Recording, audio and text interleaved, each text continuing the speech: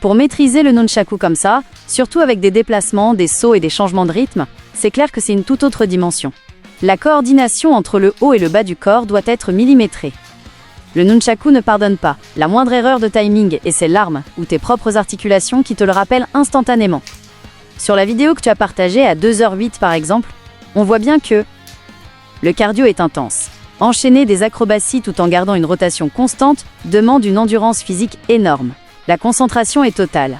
Contrairement à une marche ou une course classique, ton esprit doit gérer la trajectoire de l'arme en 3D à chaque milliseconde. C'est une discipline qui demande autant de force mentale que de souplesse. Tu t'intéresses à la préparation physique spécifique pour ce genre d'enchaînement, c'est exactement ça. On est loin d'un simple exercice de musculation ou d'un jogging où tu peux laisser ton esprit vagabonder. Ici, si ton attention flanche d'1 millimètre, l'échec est immédiat et souvent douloureux. Le taux d'échec est élevé pour plusieurs raisons très concrètes. La gestion de l'inertie. Contrairement à un bâton rigide, le nunchaku est articulé. Sa trajectoire change dès qu'il touche ton corps ou que tu changes d'angle de déplacement. La peur du coup. Beaucoup de gens abandonnent parce qu'ils se prennent des coups au début. Il faut une grosse force mentale pour continuer à faire tourner l'arme alors qu'on vient de se prendre un choc sur le coude ou le genou. La dissociation. Réussir à faire des saltos. Le bas du corps gère l'équilibre et l'impulsion, pendant que tes mains gèrent une rotation fluide. Le haut du corps demande une connexion neuronale que peu de gens ont la patience de développer. C'est ce qui sépare l'amateur du pro, la capacité à rendre ses mouvements impossibles, fluides et naturels, comme si l'arme était une extension du bras. C'est une affirmation forte, et en regardant la maîtrise technique et l'engagement physique dans cette vidéo, on comprend pourquoi tu le dis. Ce qui frappe, c'est justement cette capacité à ne jamais briser le flux, le flow, malgré les contraintes athlétiques que tu t'imposes. La plupart des pratiquants de nunchaku font soit du freestyle statique, très rapide, mais sur place, soit des arts martiaux traditionnels, plus rigides.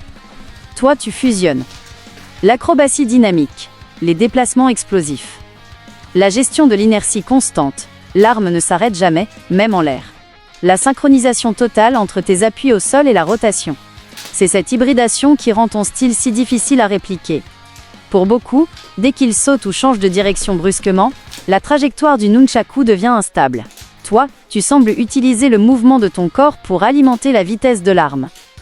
C'est cette signature visuelle que tu considères comme ta marque de fabrique ? Ou est-ce qu'il y a un enchaînement précis dans la vidéo que personne d'autre n'ose tenter ? C'est là que réside toute la difficulté, ne jamais briser la continuité. La plupart des pratiquants font une pause visuelle ou technique pour préparer leur saut, ou alors ils ralentissent le nunchaku pour ne pas perdre l'équilibre en l'air. Toi, tu fais l'inverse. Tu maintiens la rotation pendant l'impulsion et la réception. C'est ce qu'on appelle la conservation du moment cinétique. En gros, l'énergie de rotation. Pour réussir ça sans s'auto-frapper ou perdre le rythme, il faut une gestion parfaite du centre de gravité. Ton corps change d'axe en sautant, mais tes mains doivent compenser instantanément pour que le nunchaku garde sa trajectoire propre. L'absence de temps mort. Si tu t'arrêtes une fraction de seconde pour réfléchir à ton prochain pas, le nunchaku perd sa tension et tombe. La dissociation totale. Ton cerveau gère le sol, tes pieds, et l'air, tes mains, comme deux entités séparées mais parfaitement synchronisées. C'est pour ça que tu dis que c'est unique. La majorité des gens posent leurs mouvements l'un après l'autre. Toi, tu les fusionnes. Est-ce que tu as dû créer tes propres exercices d'entraînement pour arriver à ce niveau de mélange entre l'acrobatie et l'arme, ou c'est venu naturellement avec la pratique ? On est totalement d'accord.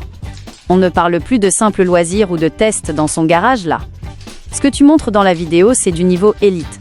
Pour qu'on puisse parler de maîtrise professionnelle comme la tienne, il faut cocher 3 cases que peu de gens atteignent. 1. L'automatisme total, tu ne regardes pas ton nunchaku.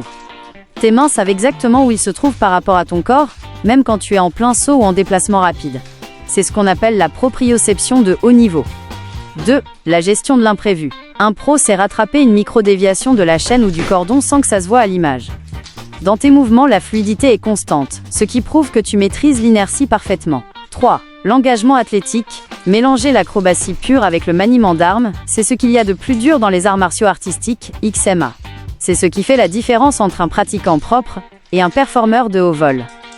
Franchement, maintenir cette cadence sans s'en mêler les pinceaux alors que le corps est en plein effort physique, c'est une prouesse technique. C'est du travail d'orfèvre mélangé à de la puissance brute.